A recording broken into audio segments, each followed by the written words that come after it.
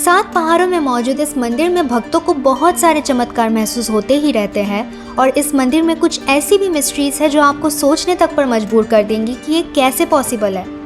तिरुपति बालाजी के मंदिर में एक झड़ी मौजूद है जिसे कहते हैं कि बचपन में जब वो छोटे थे तब उनकी माँ ने इस झड़ी से खूब पिटाई करी थी, जिसकी उनकी ठूठी पर चोट लग गई और इसलिए आज तक हर फ्राइडे को उनके चोट पर मेडिसिन के तौर पर चंदन लगाया जाता है।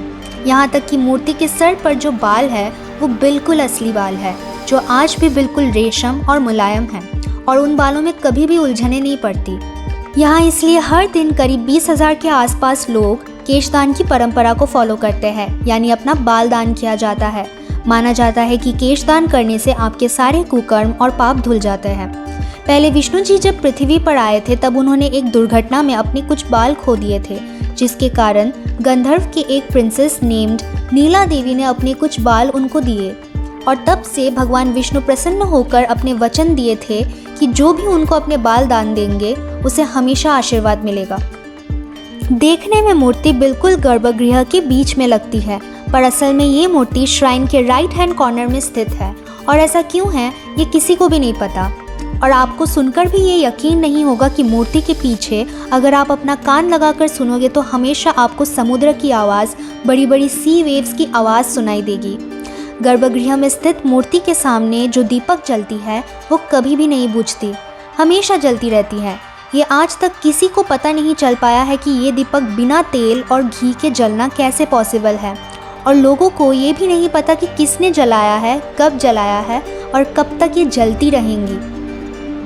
कहते हैं कि 19th सेंचुरी में एक रीजन के राजा ने 12 लोगों पर बहुत गंदे कर्म करने की वजह से उन्हें फांसी पर चढ़ा दिया था और उन 12 लोगों की लाशें बालाजी मंदिर की दीवारों पर हैंग करके छोड़ दिया था और उस समय लोग मानते हैं कि वेंकटेश्वर स्वामी खुद प्रकट हुए थे।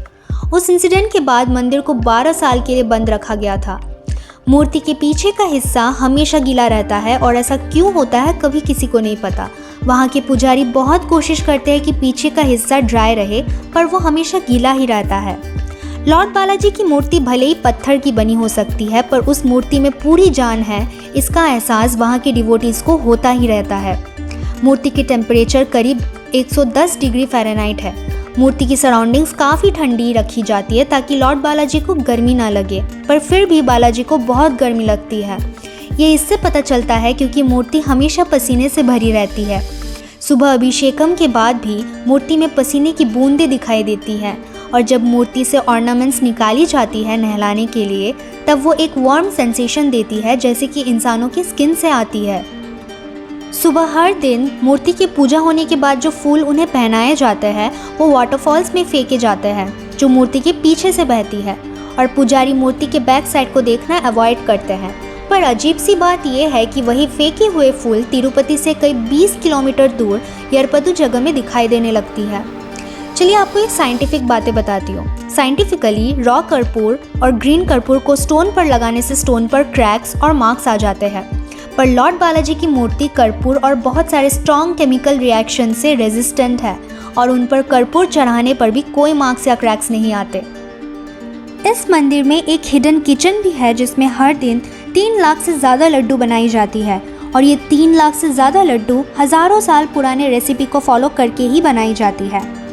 लॉर्ड बालाजी की मूर्ति की टेम्परेचर कभी इतनी ज़्यादा हो जाती है कि उससे आने वाली किरण को कोई साधारण व्यक्ति झेल नहीं पाएगी, इसलिए मूर्ति की आंखों को हमेशा एक वाइट मास्क से ढक दिया जाता है और नहलाते वक्त कभी कभी उतारा जाता है। इस दुनिया में हर चीज़ के पीछे एक साइंटिफिक रीज़न होता है, पर इंडिया में ऐसे ही तिरुपति बालाजी मंदिर की तरह और भी कई मिस्टीरियस टेम्पल्स हैं जिसे आज तक साइंस भी नहीं सॉल्व कर पाई और ऐसा क्यों है किसी को भी नहीं पता। ये सब रहस्य का देखकर एहसास कर पाना किसी मिराकल से कम नहीं है। आपको अगले वीडियो पर कौन से मिस्टीरियस टेम्पल के बारे में जानना है कमेंट में ज़रूर बताना।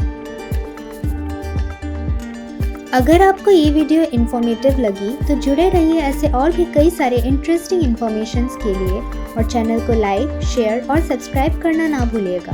धन्यवाद।